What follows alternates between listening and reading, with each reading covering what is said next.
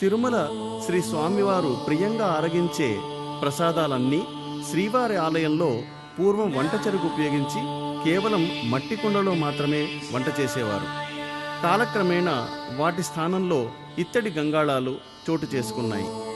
ఇంకా ఇటీవలి కాలంలో భక్తుల సంఖ్య దృష్ట్యా ప్రస్తుతం గ్యాస్ను ఉపయోగిస్తూ ఉన్నారు.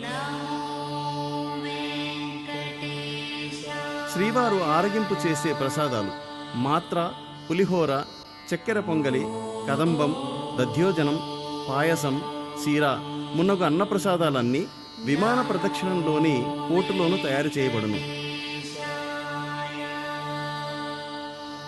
లడ్డూలు, వడలు, అప్పాలు, దోశలు, జిలేబీలు, తేనె తొళలు, పోళీలు, సుఖియలు వగైరా పిండి వంటలు వెండి వాకిలికి బయట ఉన్న పోటుల్లోనూ తయారు చేయబడును.